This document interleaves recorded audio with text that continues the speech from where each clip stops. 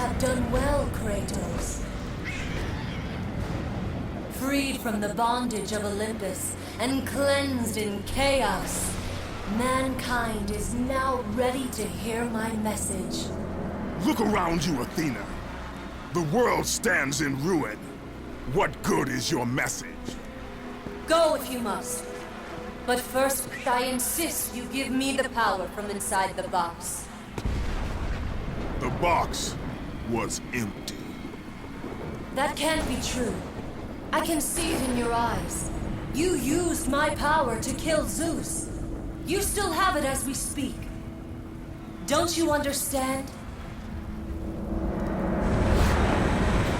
When Zeus gathered all the evils and placed them in the box, I dreaded what would happen if it was opened again. And so, I summoned the most powerful weapon in the world, and I placed it in the box.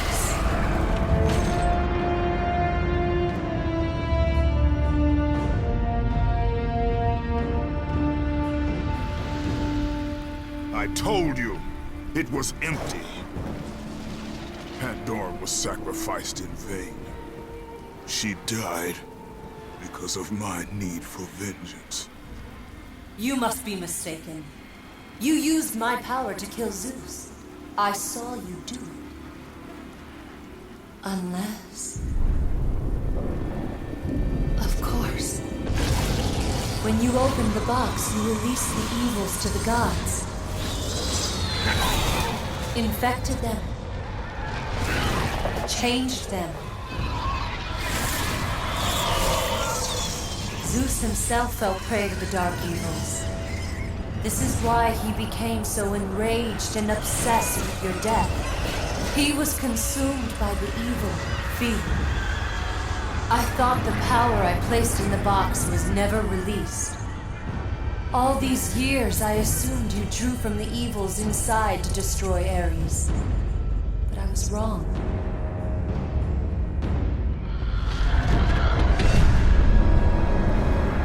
The power you took from the box is mine. From it, you gained the strength that Zeus could never destroy. A strength great enough to overcome fear. Locked deep inside of you, Kratos, is hope. It has remained buried, trapped by your guilt and the failures of your past. When you killed Zeus, you must have allowed something to awaken it. What was it, Kratos? Hope is what makes us strong. It is why we are here. It is what we fight with when all else is lost. What was it, Kratos? All I remember is what I have lost. That is why you should give me the power. I understand its true meaning and where it belongs. I trust you to do the right thing, Kratos. You shouldn't. You owe me this, Kratos. I owe you nothing. I made you a god. I sheltered you from the wrath of Olympus. I delivered you revenge on Zeus. It is over, Athena. You would dare strike me down? Again? My vengeance ends now. No!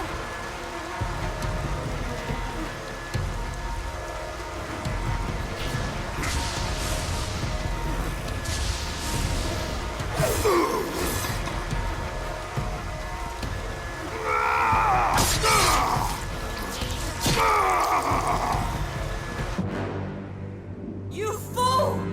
What have you done?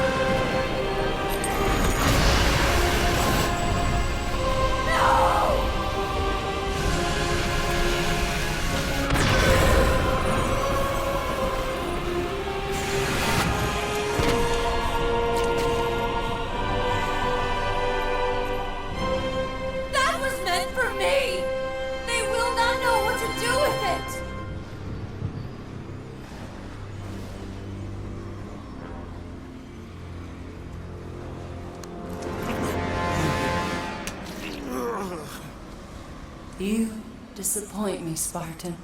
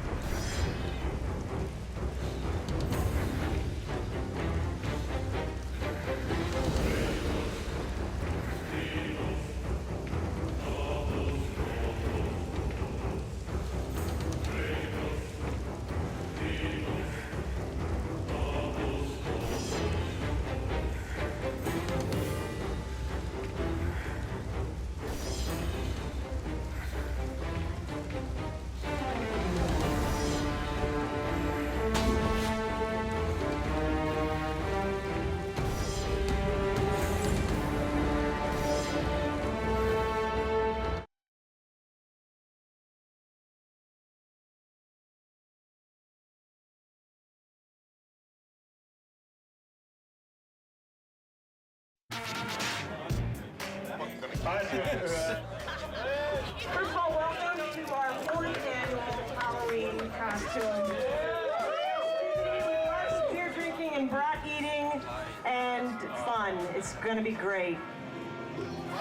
I'm very happy with the way God of War 2 came out. Provided we hit our mark, I was pretty confident that our sales would be better than God of War 1, but I was rather skeptical that our reviews would be. God of War 2, I think at the end of the day, probably equaled, if not slightly exceeded the first, which I was not expecting, and it was quite satisfying. I can't believe I'm fucking doing this. I deserve this one then. This is the final chapter. So I think big goals for me are to finish this off in such a grand, epic fashion, something that is truly befitting of what we've done, what we've set up in 1 and 2. All right, this is for Remastered story. God of War 2 ended up being everything we ever hoped it would be, and probably a bit more. It got reviewed very well. I honestly feel like it was probably about as good a game as is likely to be made on the PS2, and I'm very proud that we managed to do that. Oh, one big family here at SCEA.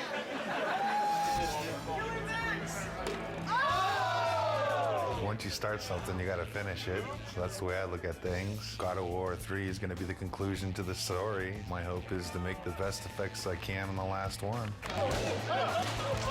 When I think of God of War, I think of the best action platformer out there right now. I think other games and other companies look at us and go, how are they doing it? How can we make it like them? And that's rad, because I've totally been at the company where we looked at that game and went, man, how do we do that, you know?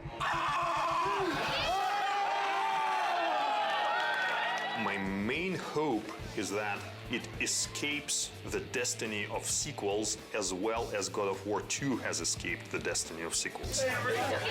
I'm gonna be satisfied if we tie it all up and we can kind of close the book. We're past the stage of figuring out what we want to do. We're now in the early phases of sorting out the how we're going to do it.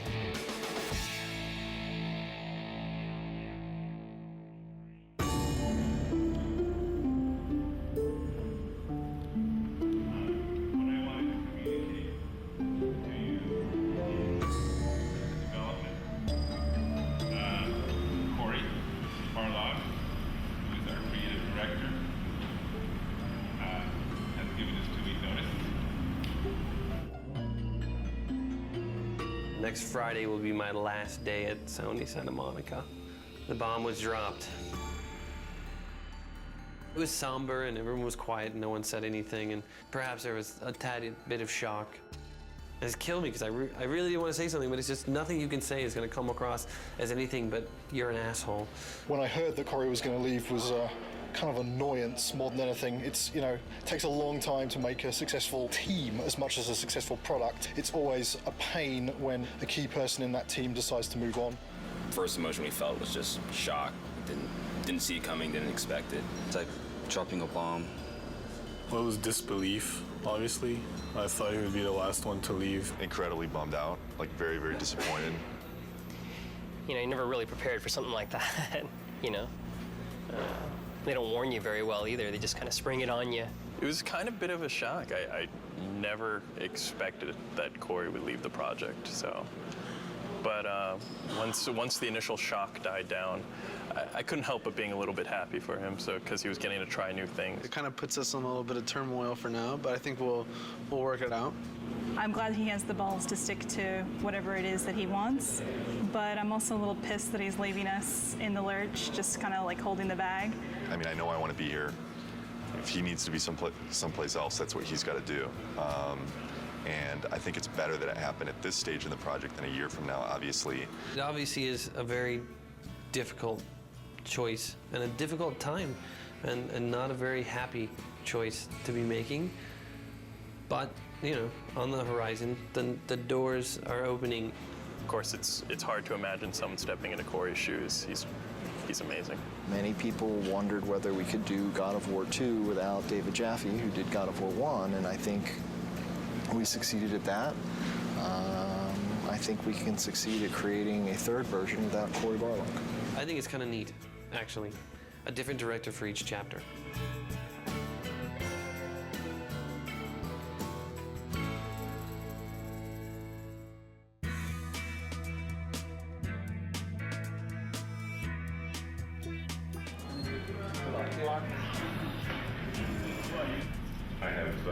chosen Stig Asmussen to take the helm. When I became director, there was a very warm response from the team. I got a lot of tons of support, and I mean, so far everybody's been super cool. I look back on how Corey handled things and how Dave handled things, and I draw inspiration. I think the most important thing that I got from both of those guys is the fact that they were themselves. I'm super excited about this. You know, this team kicks ass, you know, and it's said a lot, but this type of situation